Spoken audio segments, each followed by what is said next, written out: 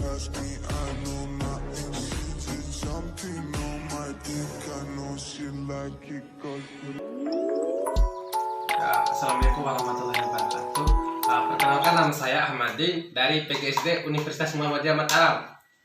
Ya, kali ini saya akan membuat video praktik IPA sekolah dasar untuk UAS.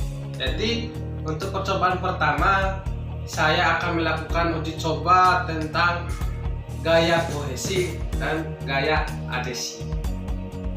Nah, lanjut ke ini ya, saya akan tunjukkan bahan-bahannya. Yang pertama itu bahannya itu minyak goreng.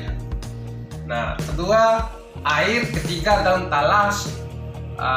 Ini alatnya nih, apa namanya, sapu lidi.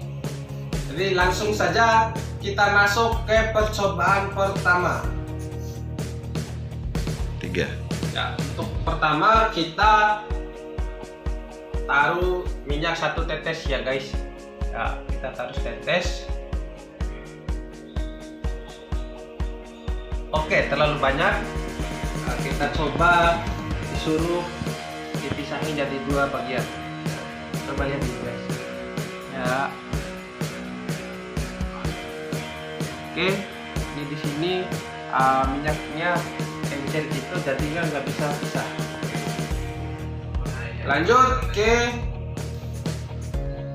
yang kedua. Ini saya coba nih daun talas disirami air. Apakah bisa menyatu dengan air daun talasnya atau gimana ini? Coba ya guys. Nih. Aduh ya guys.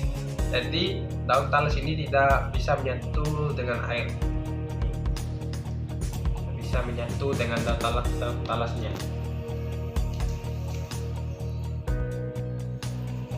Ya, oke. Jadi untuk bahan evaluasinya itu pertama jelaskan gaya adesi dan gaya kohesi. Jadi saya akan praktekkan gaya pertama itu gaya kohesi. Jadi gaya kohesi itu adalah gaya atau partikel-partikel sejenis tapi tidak bisa menyatu.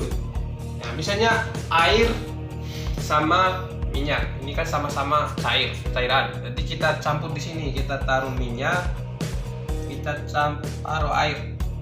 Oke, bisa kita lihat dengan seksama bahwa di sini air tidak bisa menyatu dengan minyak. Jadi ini tandanya gaya kohesi, partikel sejenis tapi tidak bisa menyatu. Ya. Nah, lanjut kalau untuk gaya adesi, yaitu partikel tidak sejenis tapi bisa menyatu seperti ini. Nah, seperti kertas sama tinta spidol. Nah, ketika kita menulis, tinta spidol ini akan menyatu di sini nih. Jadi tidak tercerai-berai gitu, masuk ke sini. Ya. Ini termasuk sifat adesi, partikel tidak sejenis tapi dia menyatu. 3. Kedua, mengapa air di daun talas itu 3. Jadi bisa kita lihat ini percobaan gaya kohesi dan gaya adesi. Ini gaya kohesi guys, partikel sejenis tapi tidak bisa menyatu. Nah, contohnya ini minyak dengan air. Dan kedua, adesi, partikel tidak sejenis tapi bisa menyatu. Ini contohnya kertas sama tinta. Lanjut untuk evaluasi kedua, yaitu air tidak dapat menyatu dengan daun talas. Jadi di sini kita taruh air, tidak bisa menyatu dengan daun talas. Jadi di sini adalah gaya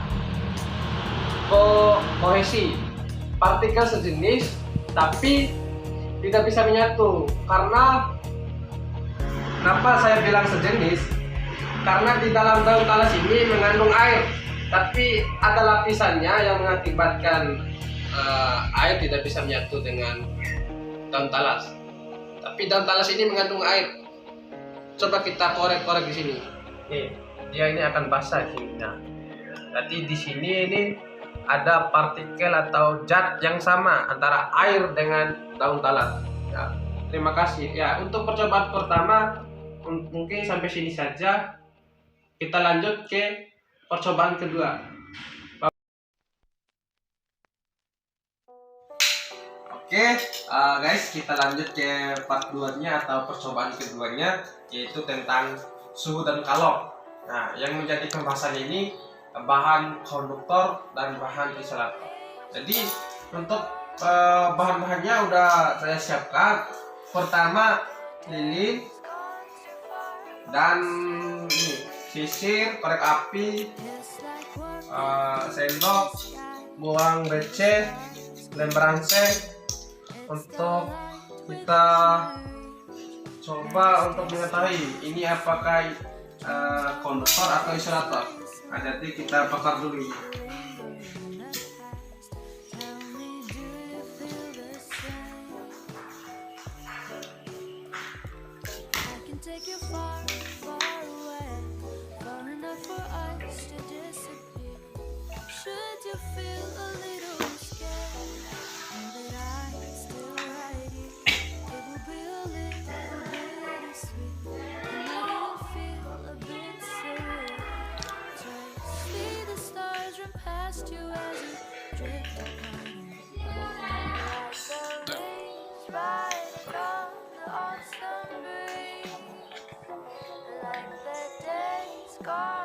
Ya, kita langsung saja ke percobaan pertama.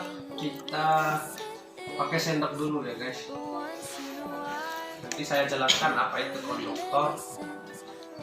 Saya jelaskan dulu ya. Konduktor itu adalah alat atau bahan yang bisa menghantarkan panas atau listrik. Terus kalau isolator adalah bahan atau alat atau zat yang tidak bisa menghantarkan panas atau listrik. Nah, kita buktikan apakah sendok ini bisa menghantarkan panas atau tidak. Oke, tambah 30 detik ya guys.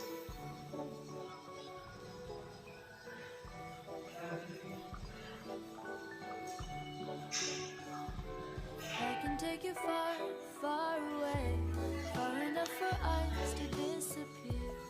Should you feel a little scared, know that I'm still right here. It will be a little bittersweet. It might even feel a bit surreal.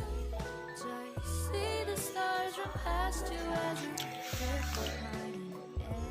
Like the leaves falling on the autumn breeze. Like the days gone too far for us to see. Ya. Ya guys, ini udah mulai panas ini guys. Dan ada panas. Nah, ini mulai panas sih guys. Nah, ini membuktikan bahwa sendok ini bisa menghantarkan panas atau kalor. Nah, ini bisa disebutkan atau dikategorikan bahan konduktor atau zat yang mengandung sifat konduktor. Guys, panas guys. Nah, terus kedua kita pakai sisir karet. Oke guys, ini.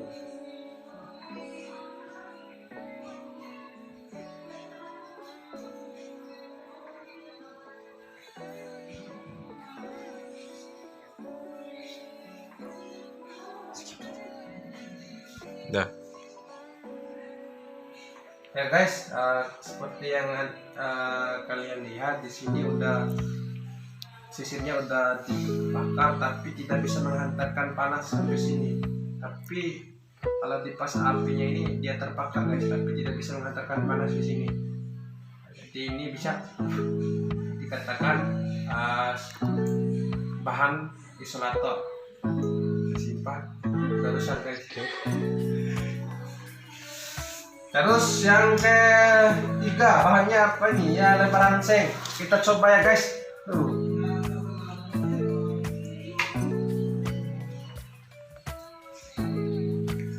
nanti ada panasnya. Ya guys, ini gambaran saya udah panas guys.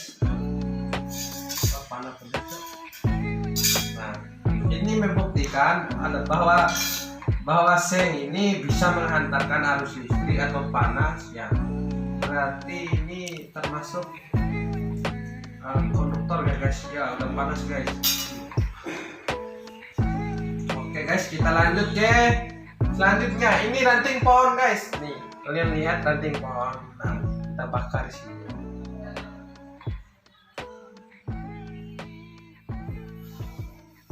Oke. Nah, seperti yang kalian lihat, ini apinya hanya membakar aja di ujungnya pas dikena api, tapi untuk menghantarkan panas sampai sini tidak guys. Berarti ini bisa dikatakan atau bisa dikelompokkan ke bahan isolator yang tidak bisa menghantarkan panas atau listrik. Nah, untuk terakhir kita pakai uang ini guys. Ini uang 500. Coba ini guys.